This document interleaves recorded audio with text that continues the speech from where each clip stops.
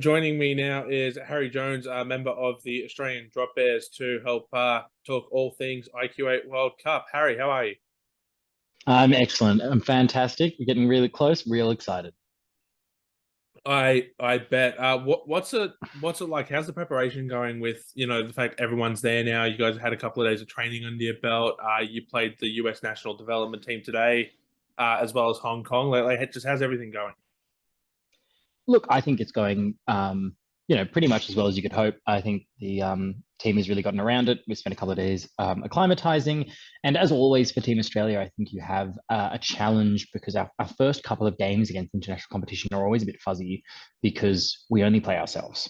We only ever play ourselves. We played EG last year, obviously, but it's been 6 months. Sorry, it's been a year since we've done that, and I think that we saw that in our game against the Dev Squad, where we lost the first one and we won the second one, the shorter second game or whatever.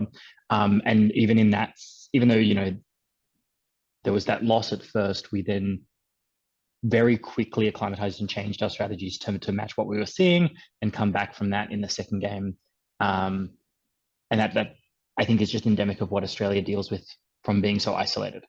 So I feel really good. I think it's going well, and I think the team is having the right attitude about the tournament. The fact that every team is here to win, every team is good, and we want it to be tough.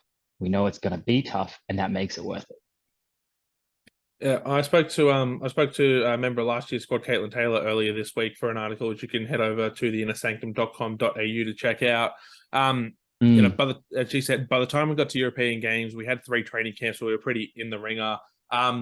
You've had 7 camps this time around. Have the extra camps made the difference? It's an interesting thing, right? Because you move in different ways. There's two ways you can develop a team, right? You can go deeper or you can go broader. And I think we've hit an interesting balance with the 7 camps where we've gone quite deep into some areas. And there's always more you could have done and more you would like to do if you had 8 camps, 9 camps, 10 camps.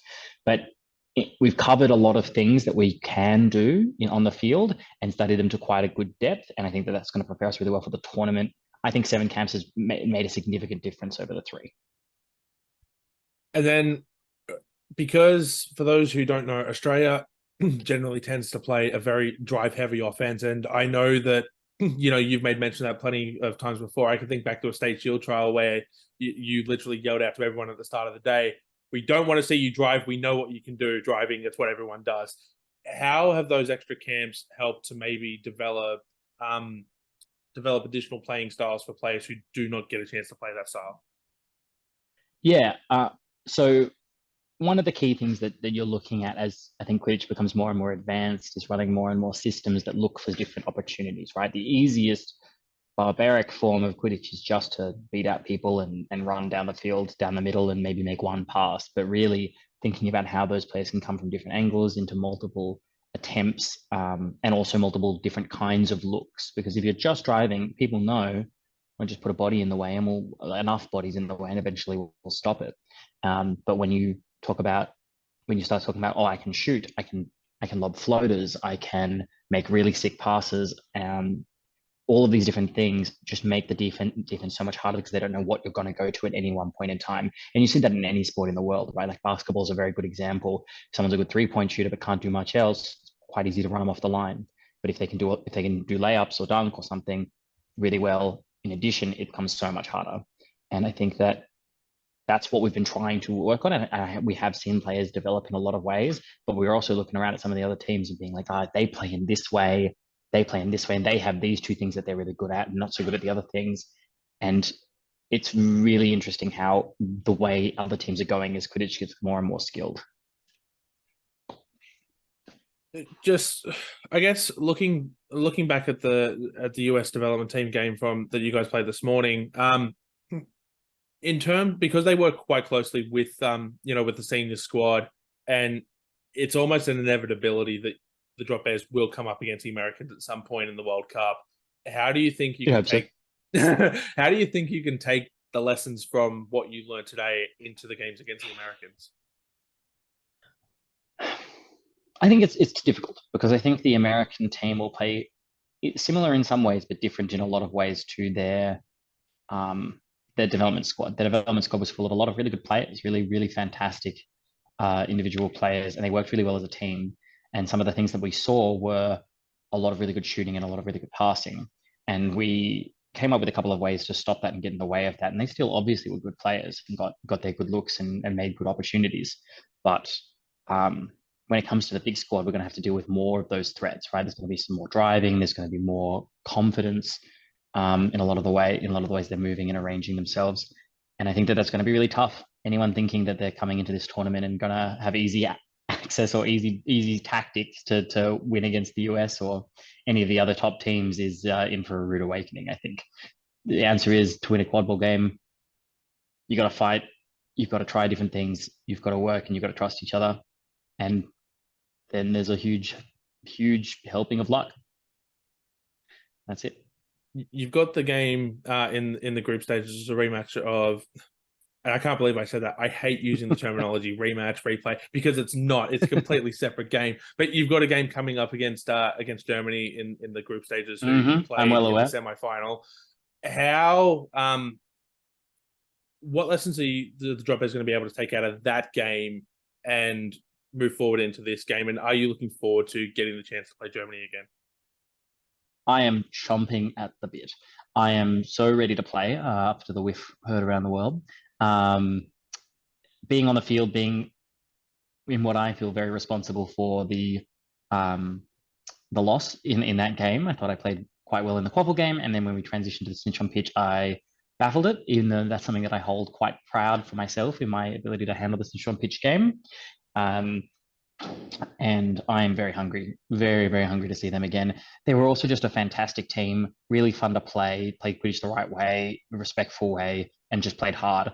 And that's like great, right? I think for me, we couldn't have gotten a better pool because we get this rematch with the team that we want to beat, that we enjoy playing, that are good players, and we get to play another team from each continent in the world that we haven't played before, which is fantastic. Like, haven't played any of them. Brazil, haven't played them. Haven't played Japan. Haven't played Canada.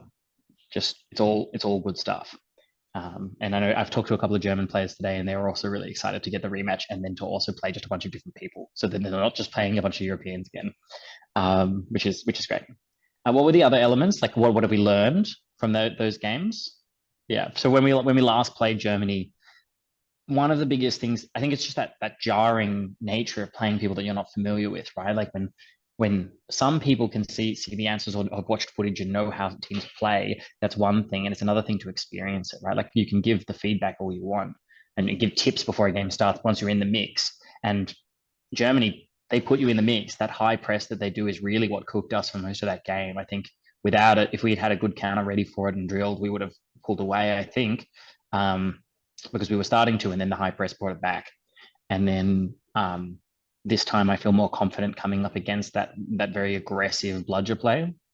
I feel like our team, Chasers and Peters, are more ready for it, and I look forward to them trying. But otherwise, it's just the fact that I think there's just a confidence in that we've been here, we've done it. We're not as nervous at this point. We're not new to the scene of international Quidditch, right? We're not bringing 19 new players into this tournament. We're bringing 19 people or so, or something like that, 17 people, whatever, that have had a national tournament under their belt. We're adding the likes of Callum Mailing and Brandon Frizen, who are going to be instrumental to our success. And we're just going to be more calm and confident in how we play. And I think that's going to make a huge difference in that game.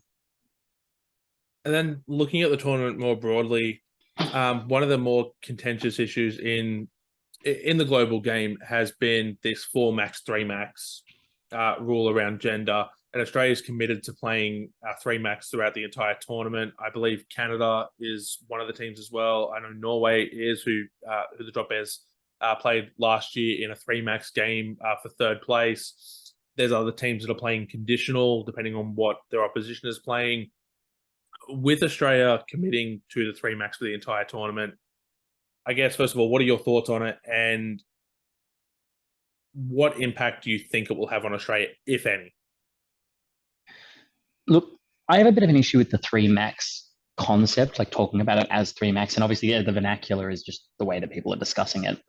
I personally like to view it the way Australia is doing it, just us is a three women system, is because we've identified that putting women at the forefront is really important, and then like that's just the foremost step is what I feel personally is really important is getting those AFAB people more opportunities to um, play and express and try different things and take on larger roles that they haven't been given the opportunity to at club or at state or at home or what have you. And so for me, it's a must do. Last year, I ran the New South Wales state team as almost entirely uh, three max using that vernacular. Um, and I'm keen. I'm very excited and very happy that our coach Luke Derrick and their whole management team have been very, very dogged about that approach and making sure that there's no questions because ultimately we don't think it makes that big of a difference. Like I think in people's heads it do. I do think it's going to be talked about a lot. I think a lot of podcasts that are out there are going to talk about it. A lot of other teams at the socials are going to make comments about this and that and who could have won if this was the case. But you can't do that to yourself in sport, right? We've got every single time we play, we're putting out 6 or 7 fantastic athletes onto the field at every time who are trying their best. And at least in our dev squad games today, I don't think we saw any difference in any capacity. We saw just good Quidditch being played by all of our players, and I couldn't be prouder of anyone. That's essentially how I feel about it. I really dislike what I expect to come from the conversation, and I think it could go a lot of bitter ways, and there's could be a lot of internet discussions and forum posts and things like that about it that might not be as beneficial. Because I know that even within, like speaking as a man, I can't say too much other than that I vigorously support it. But I know a lot of different AFAB people are involved in the discussions and not everyone sees eye to eye about exactly how it should work or how it should operate. And I think that that's something that should be left up to those spaces to discuss. And I think that, yeah, all we can do is be supportive, good allies, good teammates, because ultimately Australia's here to win. We don't see it as taking a weird choice or making a political stance. We're just picking what's right for our players and our team. Yeah, from the outside looking in, that's something I tend to agree with. Because I look at the 25 player roster, 21 plus the 4 alternates, and I look at it and I think, yeah, these are probably 25 of the best players in the country. Like I don't think there's any debate as to whether or not person X got in because of Australia playing three maxes. There's no debate there. Like you could stack these 25 players, and we know that there's been some players who have had to pull out for personal reasons. In the lead up to this, but like I look at that and I go, yeah, that's a squad that could win this entire tournament. It's a squad that should go deep, and everyone has earned their spot there on merit, and it's not anything else of the like. So I definitely agree with what you're saying. Moving ahead, just to looking at that squad now, are there any players for those who are less familiar with the sport that people should be keeping an eye on in terms of Team Australia? Yes. Yeah, absolutely. I'm going to give a shout out to likely my beta partner for the tournament, Nikki Redman. She's fierce, she's smart, she's ready to fight, and I think she brings a lot of good energy to the team. I really enjoy playing with her and have really enjoyed teaching her a lot of things about the way I operate and the way I like to see the game the last 7 camps or so. And we've played together really well. We had a really hot second game against the US Dev squad today. We really like that. I think she's going to be someone that people really like against Hong Kong. I think she held 2 bludger control while I was subbed off pitch. Carded off pitch. I should be honest there. The whole time and managed to keep that herself. She's a good player. Really a young player and a good one for Australia's future.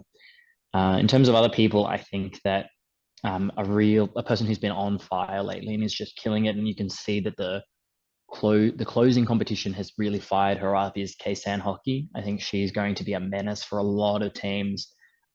Just that ability to dominate physically, especially on offense, is just incredible. Her defensive awareness is stronger than ever and always was good. So I think that those are two people that are really really keen to look at. One from the beta game, one from the chaser game. I think that another person is Brandon Frizen. I know that that's a big name. I know a lot of people say it, but Brandon Frizen is been a long time teammate of mine in lots of different capacities. When you talk about winning tournaments, winning games, you can't much go wrong with a good game from Brandon. And Brandon can be hit or miss at different times, but when Brandon's on, he I think is arguably one of the best in the world. And if you are watching Team Australia, you need to be watching someone like Brandon. You need to be watching Brandon. You need to be watching the way he plays, the way he operates, because it impacts our team so significantly. His gameplay, I think. There are obviously a lot of other really good players in all of those positions, but those are the people that I think particularly you could watch out for that are players that you might not have seen recently play at different kinds of levels that are really going to make an impact this weekend. Yeah, I in my written preview last year and the written preview I'm writing now, my opening line when I said who to watch out for is always the easy answer here is to say watch everyone because it's true. Like it's, but Yeah. it's good to pick out the individual players and recognize them as well, and what they bring to the squad. And Brandon was part of the 2018 squad. He didn't play last year, but I think he's definitely one of those names that goes under the radar to the broader community just because he's so good at what he does. You don't necessarily notice what he's doing until he's done it, sort of thing. He was definitely building a name for himself before the 2020 shutdowns. And then I think the resurgence is coming. And then just looking at the tournament as a whole, when Australia moves on to day two, obviously the expectations are to be in the championship side of the bracket. What do you think? What do you think the vibe's going to be like heading into day two, and what's the end goal for the side? And goals to win. And goals to win or represent Australia, right? We've put a bunch of 25 players that are going to represent the quality of Australian Quidditch and is to do that. And we are a championship country. We have championship aspirations. That's about all there is to say about that. Coming day two, it's business. We beat who's in front of us. I probably couldn't have said it any better myself. That seems like a perfect place to end. Harry, thank you so much for joining me today. No, thank you very much, Bloody.